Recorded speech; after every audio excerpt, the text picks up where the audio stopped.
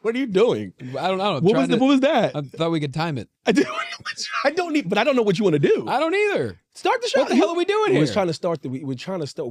I thought we were here to do a show. Yeah, technically we are. Is it? Yeah. I feel. Is this arrogant that we're doing a show about ourselves? No, because we're paying for it. Nobody asked us to do this. That's not obnoxious. That's true. So it's less obnoxious if you paid for the time. Well, yeah, I looked at it this way. I like this. I was wondering if we were, you know what I mean? Well, we haven't seen each other in over 4 years in person, which is sad. It is. I said, I'm going to be in Philly. Why don't we, if you're free on this day, instead of just sitting at a restaurant or a bar, let's sit in a beautiful Philly podcast space.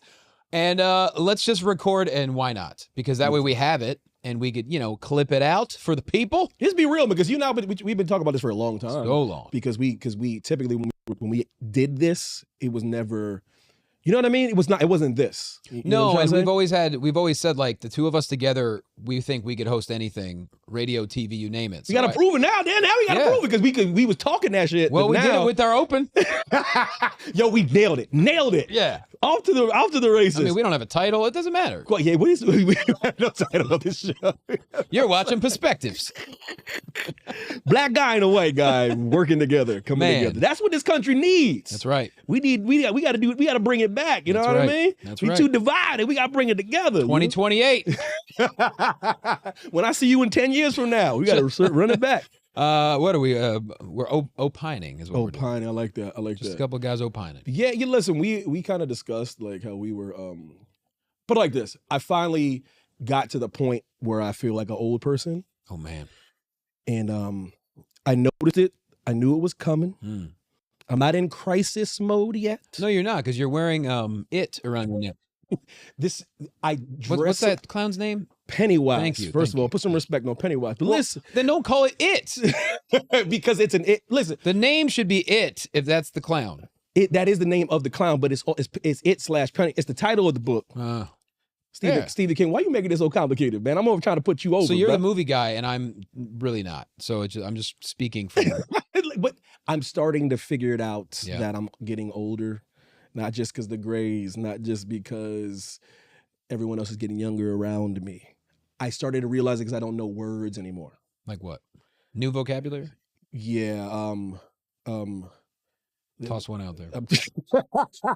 I hate so many. I learned. I hate the youth because I don't. That's what they like. I go, what did some of them are cool. Yeah, I don't like sus. I don't like that word. That's a weird one. I'm not a big fan. I do like no cap. I'm not no cap is very dope. Yeah. So no cap's just like no bullshit. Okay, then I like it. Now, I literally had to look it up, but we ain't got to tell nobody that. Well, we just did. Because I thought I was using it. I'm glad it's not just me. Because I mean, if there's anyone that's not hip out of the two of us, it's me. So when you say no cap, but then you say cap, you're saying bullshit. So you're saying I'm joking. Yeah, you're like yo, it's like yo, I just ran a marathon in 12 minutes. I'm like, cap. Oh, you're lying. You bullshit. Okay. I've never heard that one. Yeah. I just ran a marathon in 12 minutes. No cap.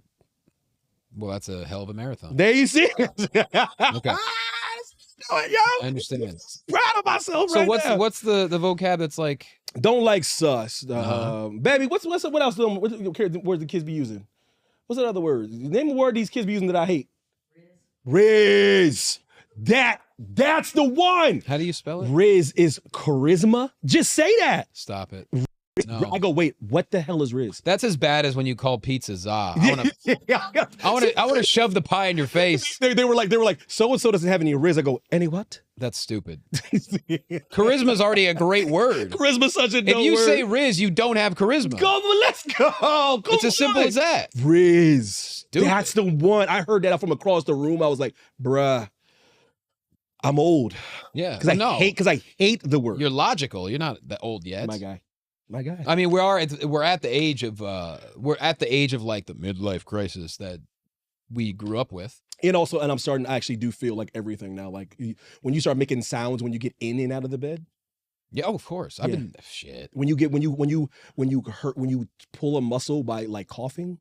Mm-hmm. Yeah. If I stood up right now, I would alarm the microphone. You know what I mean? I make it's funny. Like I make the noises my grandfather just because I guess I just got used to them doing it, and like I will just assure myself of certain things. Like one of my grandfathers used to just out of the blue just go, mm-hmm. That's me now. I'm just by myself driving. I'm just like, uh-huh. So you know, I swear, dude. I swear. Or when we were, me and wifey was out, and then we were talking to somebody at the bar. Was talking. It was a kid, and she was like, yeah, I was born in 2001. Oh man, and they can legally drink. Yes, that's how you know you're old. They can't rent a car. I was like, so we got them there. They can't rent a car. They can drink, but they have to Uber. She's like, I was born in 2000. We were like, ugh. Yeah, I know. When me and Heidi's like, disgusting. We're disgusted that you just are. You know what I mean? It's not your fault. And they're disgusted about our age. You know what I mean? Like, that's the thing. But real shit.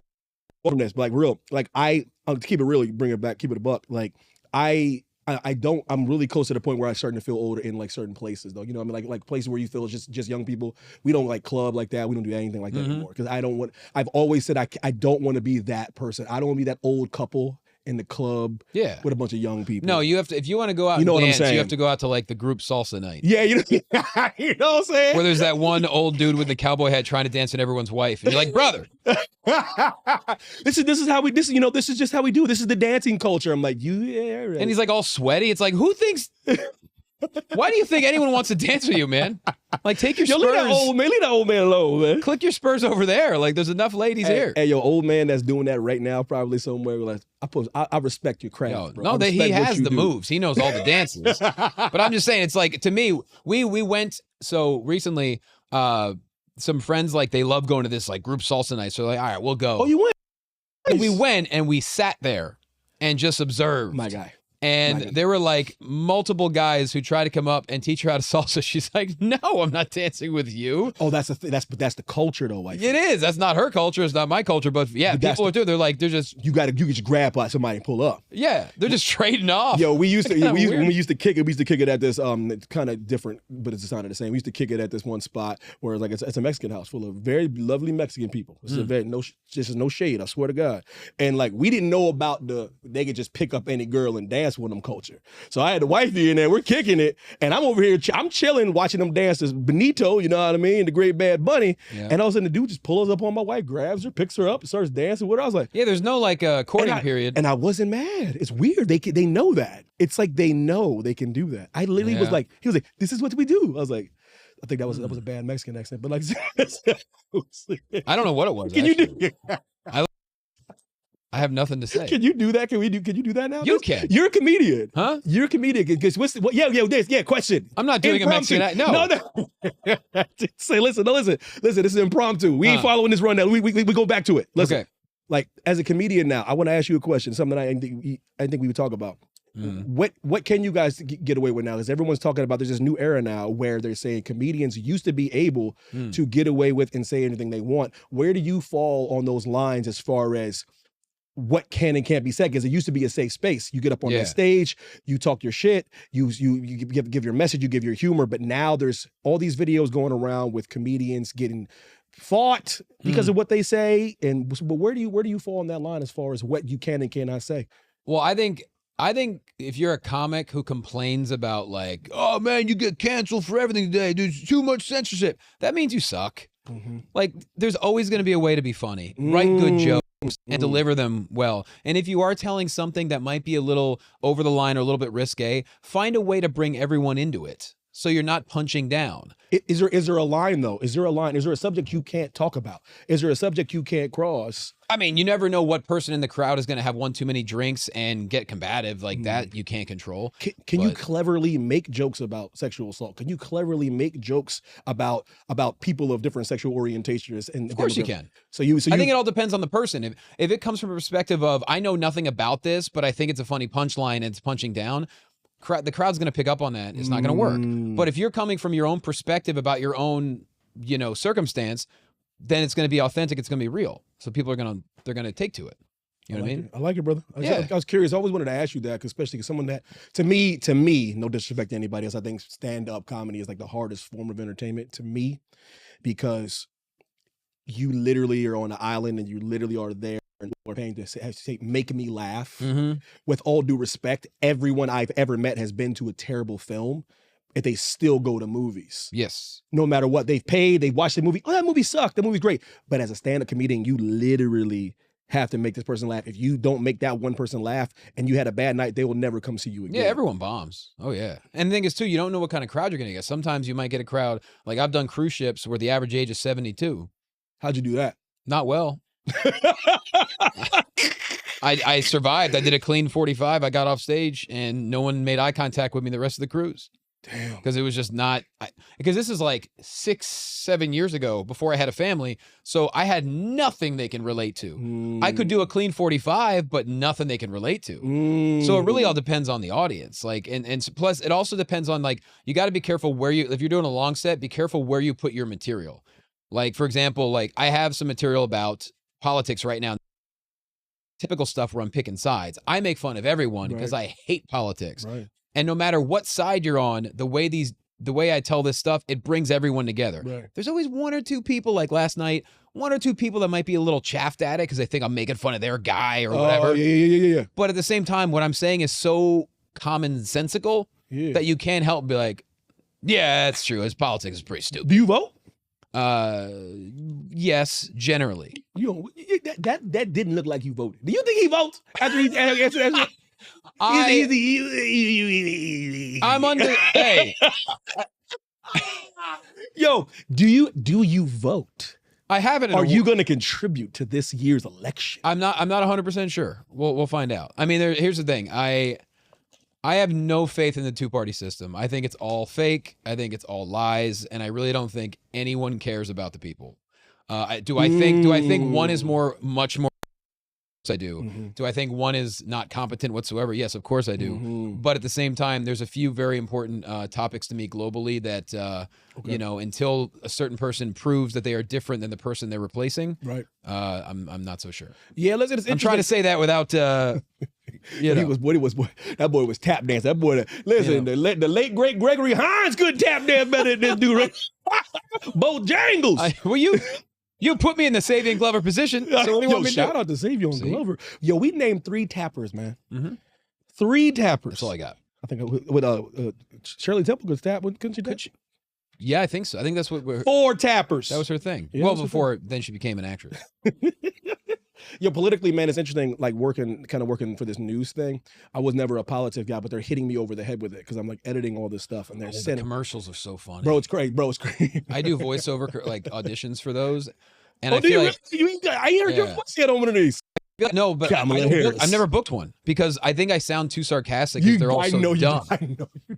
They're all so dumb. I don't care. Like what? It's Senator Johnson got caught eating Cookie Crisp for lunch. She's like, shit. Can you trust a person that doesn't like to eat proper cereal? He's like, I approve this message. He's so radical. All he does is turn left. That's so like, come on, man. Have you seen this person? This person, Kamala Harris, ran a red light. Yeah. I think the word radical should be eliminated from politics. I don't think you should be allowed to use the word radical. Come up with something else to scare people. I always looked at politicians like at the highest form of office, no disrespect. I looked at them like referees in an NBA game.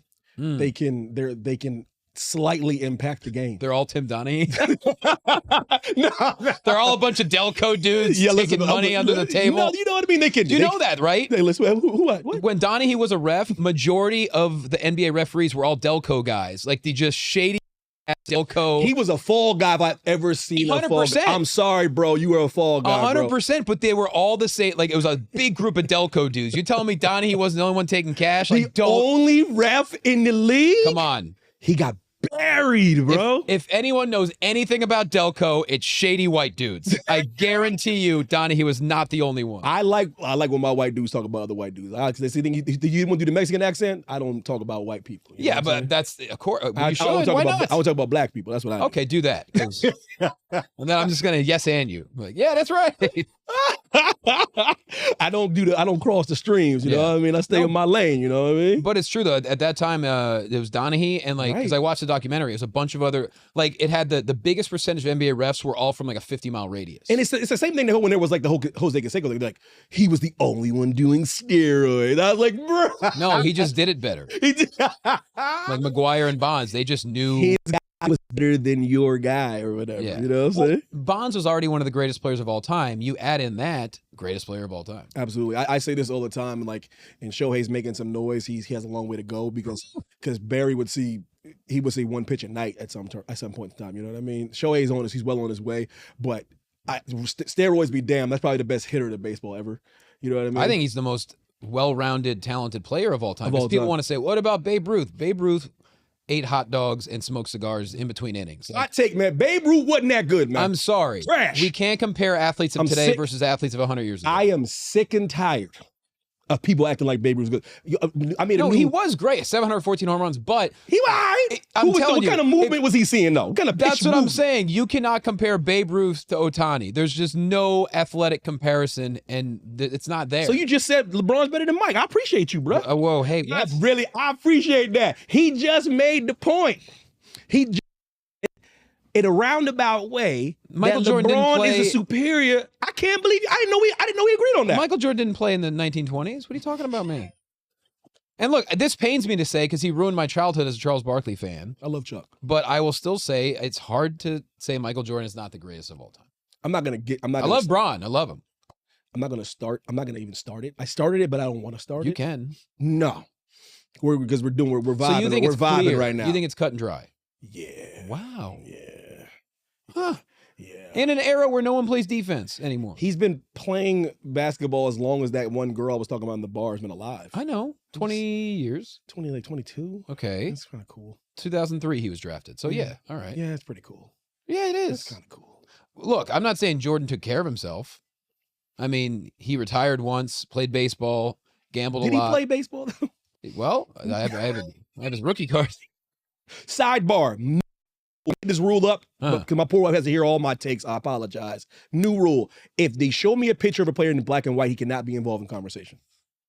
Is that not fair? If they show the black and white picture next to like Barry Sanders, I'm like, no, we can't. Or if they have like a ridiculous nickname. Scooter McGee or something. Yeah. Tractor Pull Jaminski. Like, I'm sorry, you weren't that great. Yeah. That's one of the best takes. If you had an old weird nickname, you weren't good. You weren't. If you're Mordecai Three Finger Brown, yes, because you had a rototiller accident. I'm sorry. That's nasty work. You may have a good screwball now with those 3 fingers. That is so nasty. It's factual. I don't care what anybody says. That's yo, analytic guy. Track the numbers. Yeah, you ain't good if you had a name like what you just said. And don't get me wrong; those nicknames are amazing. Pretty dope. I wish I had one. Pretty sick. You know, pretty sick. Because they all were based on their real life stuff. Yeah, for the most part. Yeah, I don't even. A lot of the players weren't full-time players. They were also like running a farm. Yeah, bro. You know. Yeah, bro. But listen. Chucky Hayfields McGee. Not because I told you. I thought about going to Jordan LeBron debate before we drove up here. A nice little drive, little scenic drive. Yes. But I was like, nah, man. I love you too much, bro. I don't want to do this, man. I don't want to do it. So you have like a full-on presentation. Yeah, I got a PowerPoint presentation, and I won't break it out. I want to have these fine folks over here now break out my overhead projector. Question: is it because you dislike Jordan? There's some of that at play. Okay, because I don't like him either. I really don't like him. However, as a player or personally or both, he's a great baller. But real talk, I can be objective about sports. Sure. That's why I don't have like teams. So like objectively, he's a super talent. Mm-hmm. Now people lose their mind. 5. How is that a diss though? Wait, is it a diss? So you're when you say top 5, you're saying he might not even be top 2? Oh, absolutely not. No way. No way. I will never give him 2. Unless Shaq dies and was never born. But I'm a Shaquille guy, bro. I love Shaq. Are you kidding me? I'm a Shaquille guy. Oh no, and even Shaq would disagree with me, but I don't care. Oh no. I defend Shaq all the time. What's that dinosaur that shouldn't be on TV anymore? Mad Dog. He someone Mad Dog Russo. His takes. I know it's for clicks and it's for views, and that's what I hate about what's going on. He tried to say that like Shaq wasn't a top 5 center of all time. Man, listen. And he was naming all these guys from like 30, 40, 50 years. I'm like, oh my God, dude, shut up. It's hard to quantify how great Shaq was though, man. Yes. I can't even, it's hard to describe. Here's the thing. Shaq had how many titles? 4. Yeah. He could have had more. He admits, him and Kobe made a boo-boo there. well, not just that. He also admits he didn't stay in the best shape. He didn't really care about conditioning as much. He could have played longer if he took better care of himself. Kind of like the way, Barkley says the same thing. Like, if I would have had the stuff that people have today, maybe, He's right, but it's also the driving, sports nutrition, sports science, all that stuff. These players are blessed with all the knowledge now, but you guys still could have kept in better shape back. The lifestyle was different. Lifestyle was different. They were gambling till 4 in the morning, smoking cigars and showing up at practice. I know people get mad, but they already get mad at me when I say he's not one. When I say he's not two, that's when things get really dicey for me. But here's the thing, though. It is hard to compare Shaq and Jordan, though. Completely different skill sets. And that's why I think it's hard to compare Mike and LeBron because they don't play the same position. LeBron's 6'8", 255. He was able to guard all 5 positions. I just don't think they're the same player. I don't. You know what I mean? One's better than the other. It's hard to compare, Listen, I'm going to die on this hill. Well, I'm already. Here's the thing. Do free throws count? Because, it's part of the game. Shaq's percentage was... you see, this is... No, because Hack-a-Shaq... You bringing up Shaq's free throw percentage! Hack-a-Shaq's a thing. They would foul him, so he had to go to the line. That is a bit of a liability. It didn't really stop him. And he won titles with how many teams? 2. Lakers, Heat. Anyone else? That's it. Okay. So... let's move on from this topic. All right. Talking about Shaq's free throws. Shaq, you talking about your free throws, man. I'm very surprised. You ever hear what he says when they always say that? He's like, I made them when they count. Well, that's what he always says. That's his defense. He panics. He goes, I made him when they counted. Man, he's the best. He's just...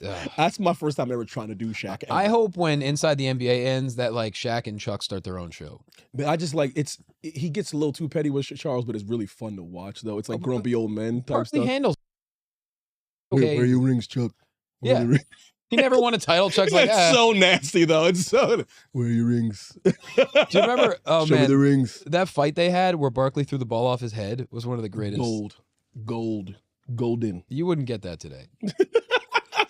Listen, it's one of those things, when we kind of were alluding to state of broadcasting. You're kind of a jack of all trades. You do a lot of things. What the hell do you like to do the most? You do too much shit, by the way. You do way too much shit. My wife says that. You do too much. Let's get this out the way. Yeah. You do way too much. You over here gallivanting around in the desert. You riding camels and shit, and then you flying back. Do too much. Yeah, stop lying. You rode camel. Stop lying. You probably rode one of them one hump Johns too. You see me riding a camel?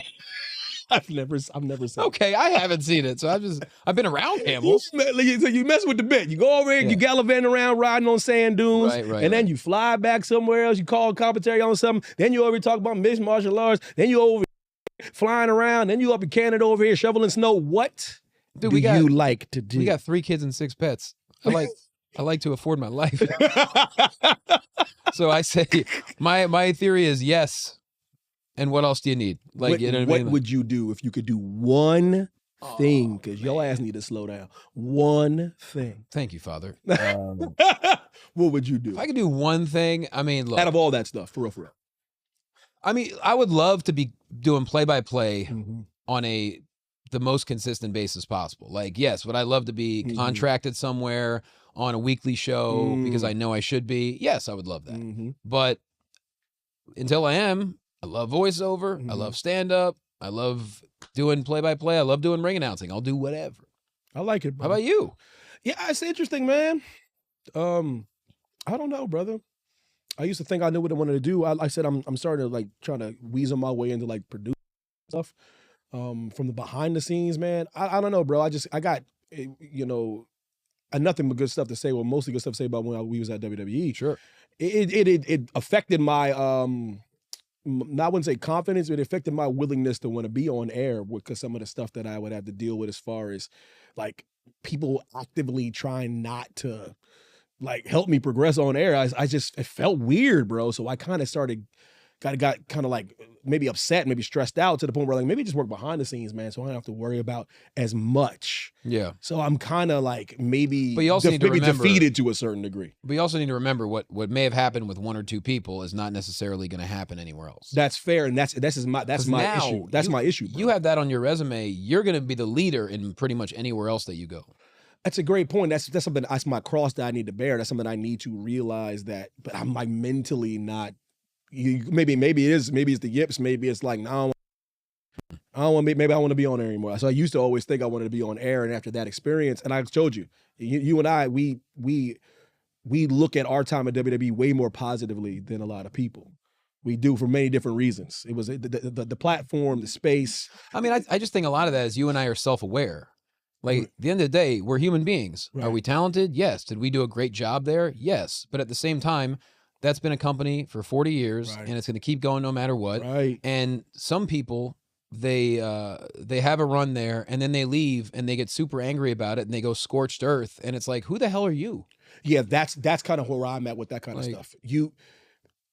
Scorched earth to me is always not the smartest thing to do. It's stupid. Just because you never know what could happen. It's not just that. When you go scorched earth, it makes it obvious. You think you're more important than you are. Yes, because you hit the nail on the head.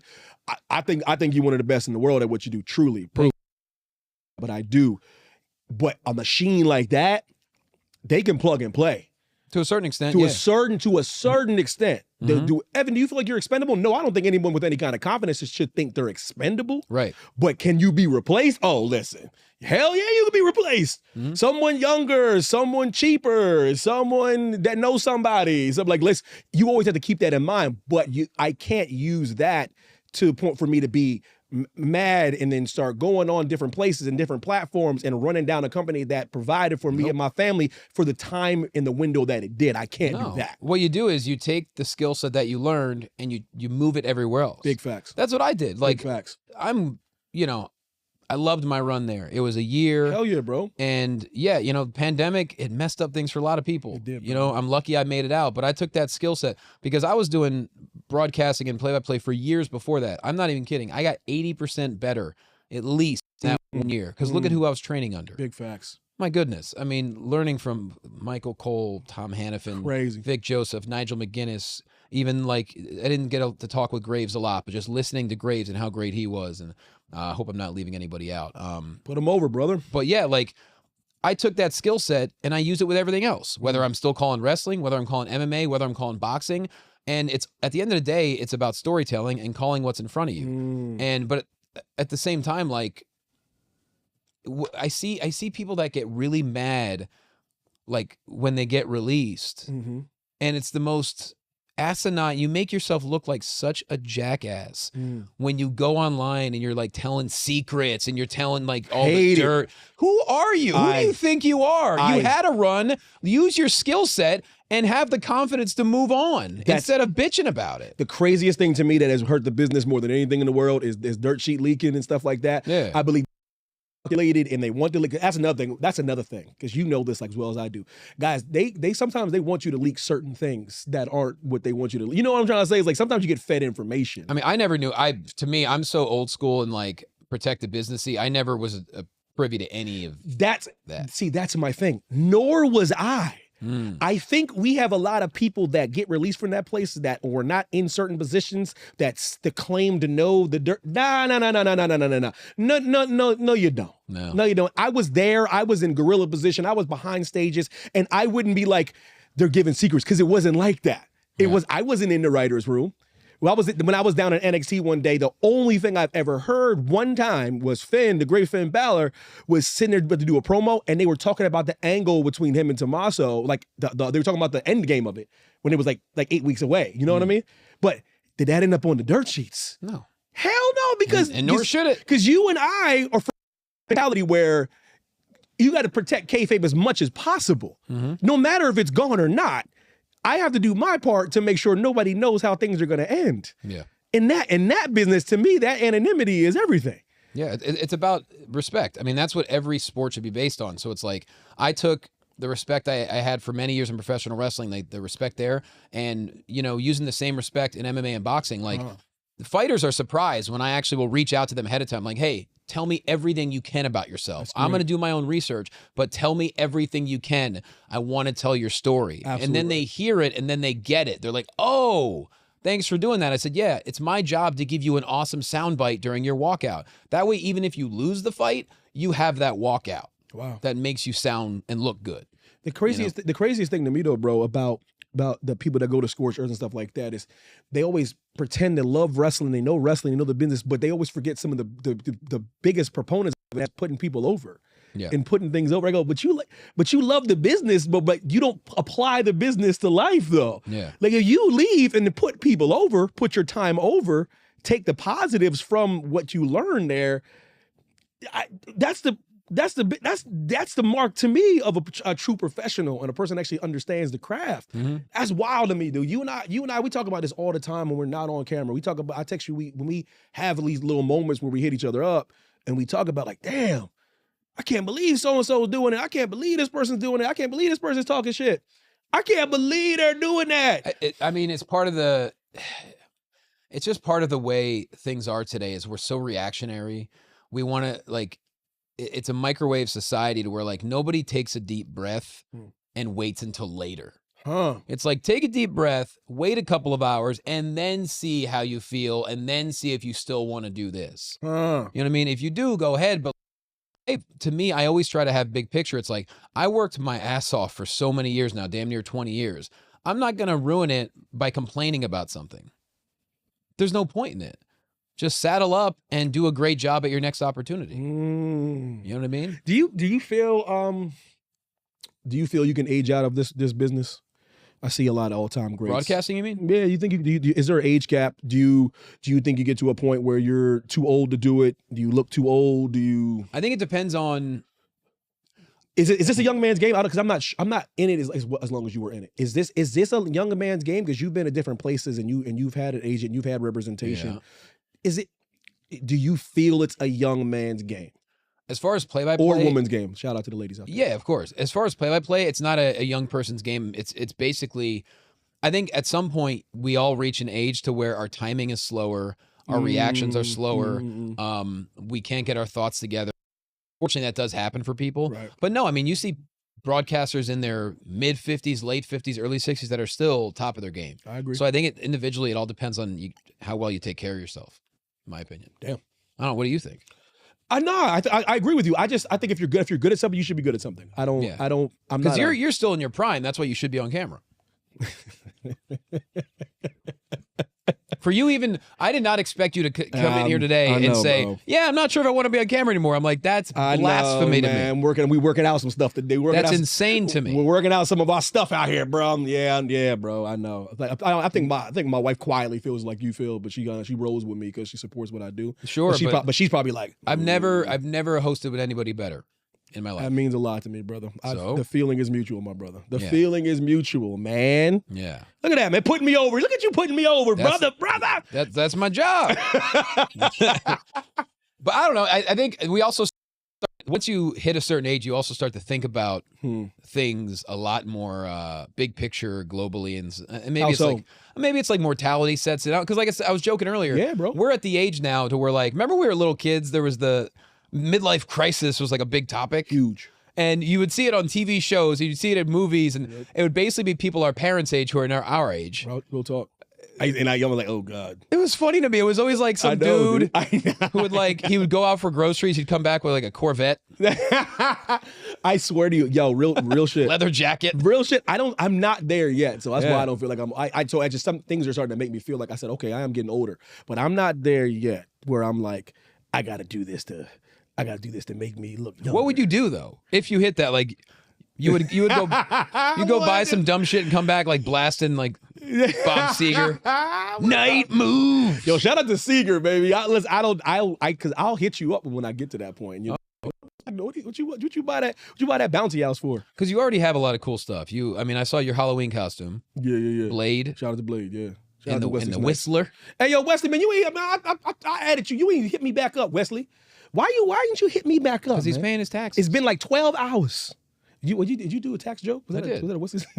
It's fine. Go hit me up. Yeah, see, that's what happens when you gonna hit brother up and he gets tax jokes. That was a couple of years ago. I'm sure he's fine. Do you know I have beef with Michael Jai White? Sidebar. Why? I do, man. For? I've been holding on to the beef since 2003, and he doesn't even know. Why would he know? I wouldn't want to have beef with him. His arms are. I know, and very it's large. the weirdest person to have a beef with because he could kill me. Yeah. But if I ever seen him at this present time in this form I'm in right now, we would have to talk. We would have a talk. About? Now hear me out. 2003. Okay, what movie did he make you mad in? It's not that. This is gonna shock you where I'm going with this. Boy. Shock you. So I'm 2003. I'm in Los Angeles, California. Yes. I'm working at a 24-hour fitness with my man. His name is Cam, doing very well. Shout out to Cam, working with Steve Amell right now. He's over here. He's cooking. I like it. He always graphic designer. He was the first person to get with like Dame Lillard before Dame Lillard got drafted. Like train him? Literally just make a website. Oh. Before anybody knew Dame was going to be good. Well, okay. And isn't that crazy? Like one of his first clients was like Damian Lillard, and he became Damian Lillard. Shout out to Cam. And he's always a very humble dude, brilliant kid. And Cam's with me, and Cam always takes it's amazing. His name is Cam, and he always takes amazing pictures. And that's he does candid stuff. So we're kicking it, we're working out, we're playing basketball. And I'm looking to my right, I go, yo, it's like Michael Jai White.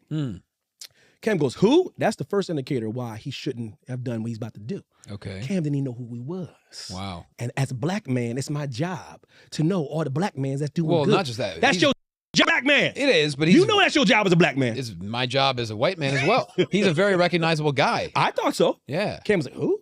I was like, oh, okay. I said, Spawn, Michael Jai White. Yeah. He was like, this is way before Black Dynamite. So he's like, oh yeah, no. I go, that's cool. He goes, go over there and say what's up. I go, nah, he's working out. He goes, no, go over there. I go, nah, he's working out. He goes, I said, literally, I go, if we leave at the same time or something like that, and it happens to be, if it's, you know what I mean, serendipity, whatever. Did I think this would happen? No. We're leaving. He's leaving. He has a dude with him. They're kicking it. Cam's like, you go Michael Jai White. I said, go. I said, I'm not going up there. He goes, I'll go up to him. Uh-oh. I said, oh. Cam rolls up. He goes, oh, Mr. Michael Jai White. Oh, this is my friend Evan. He's like a really big fan. He was like, what? I was like, oh shit. I was like, this is good. This is going bad. He goes, oh yeah, he just wanted to know if you get a picture. And he was like, what? Oh man. Was he not understanding? Oh, then it was like, think about this. This is why people do need therapy. This is 21 years ago and I'm still pissed about this shit. And what happened next? And it was awkward silence. It was silent. I swear it was silent. And then his friend was like, oh yeah, man, he'll take a picture, man. And at this point, I'm pissed. I don't even want the picture now. Oh no. I'm pissed. I'm like, I want this picture. You take the picture like this. I swear, you see this picture, I'm trying to make this raised eyebrow face, but I'm so pissed. And like Cam's like, okay. And Cam was hurt, man. So was he cool about the photo or not? No! Really? Hell no! That's why I'm still pissed off. And he goes, all right. He goes, all right, man. That's what he did. After his friend said, he'll take a picture, he goes, all right, man. And he goes, like, do a little thing like this. And Cam was like, thanks. And then we walked off and it was weird as shit. Oh, that ruins your day. Bro, I'm triggered. I've been 21 years. I got beef with Michael Jai White. You're like a half a foot taller than him, but you felt like this short. Martial artist, he could bust my ass. Oh, yeah. Yeah, he's a legit dude, but we would have a conversation because I was a kid then. I'm not a kid anymore. It's one of those things where I want to run it. That's why I'm pissed. I want to run it back. Okay. I want to be like, yo, why you do that, man? Yeah, like why not show some grace? I go, with all due respect, ain't too many brothers rolling up on you and taking a picture. Let's be real. Stop playing with me, man. Good point. Stop playing with me, man. Let's stop acting. I was in the gym. Wasn't nobody pulling up on you. Yeah. Because in LA, that's not what they do. A lot of people don't know that. Only like tourists a lot do that. Like LA, it is like what you think it is. There's celebrities all over the place all the time. You know that. Yeah. All the time. But typically I don't know who anybody is, so I'm sure, but yeah. Yeah, because you don't watch no movies and shit. Nah. The hell wrong with you? I ain't got time for But you know this shortstop from whatever from blah blah blah blah, don't you? You know some sports shit. Occasionally. Beef with Michael Jordan for 21 years. Wrong person to beef with. I got beef and he doesn't even know. Wow. Real talk. I feel like that's a good way to end this first episode. Because we're coming back next week. We're going to tell some college basketball stories. Oh, nice. We're going to tell a couple stories from WWE, our time there, and I think that's going to cover the time. What do you think? I like it. All right, we cut it up. So where can people find you since we're going to be airing this whole... Look, at Evan T. Mack. You know what I mean? Yeah. Drop the at. T-E-E Mack. At Evan T. Mack, man, on all social platforms. I found out that it's actually smart to use the same social handle for everything instead of do like 4 different ones like I did before. Smart? Yeah, I'm an idiot. But yeah. What about you? At Jquasto, Jquasto. And if you are a radio, television station and you want something fun, go. Hit us up. Hit us up, man. Damn. Hit us up. And if you know Michael Jai White's number, hit him up. Hit him up. Next time he's at 24-Hour Fitness. Oh, hating ass. Yeah, that's right. This has been Opining.